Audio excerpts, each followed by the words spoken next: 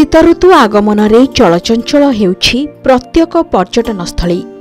एही अवसर रे भोजीभात सांगकु सातकोशिया गंडर प्राकृतिक शोभाराजीर भरपूर मजा नहीं थांती पर्यटक माने। तेबे एहारी भितरे सातकोशियारु आसीछि एमिति एक वीडियो जहाकु देखि आपण खुशी होइछिबे। तेबे दर्शक बंधु, प्रतिदिन विभिन्न प्रकारर वीडियो आम नजर को आसी थाए। एही वीडियो मानक मध्यरु अनेक लोक जीवजंतुंक वीडियो अधिक पसंद करुथिबा लक्ष्य करा जाय। जदि आपण भी एही लोक मानक मध्यरु जणे, तेबे आपणको भी एही वीडियो खूब भल लागिबो।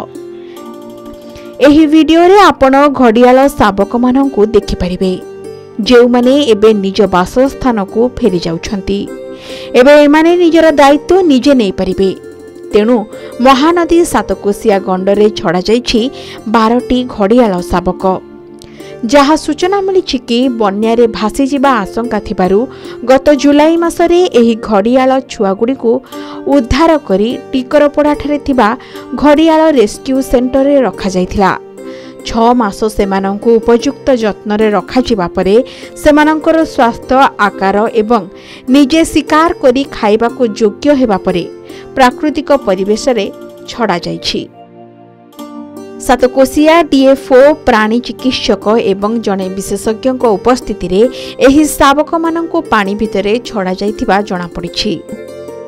घड़ियाल मानंक पई उपयुक्त परिवेश थिबारु गत 2 वर्ष मध्यरे नंदनकानन पर्यायक्रमे 18टी घड़ियाल छड़ा जाइथिला।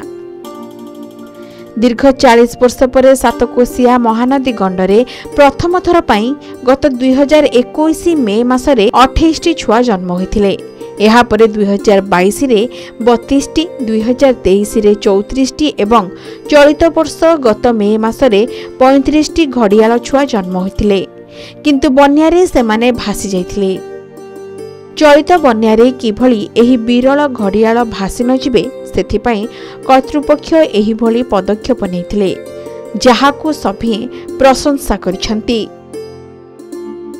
अनुगुल मानस रंजन मिश्रଙ୍କ रिपोर्ट के न्यूज ओडिशा।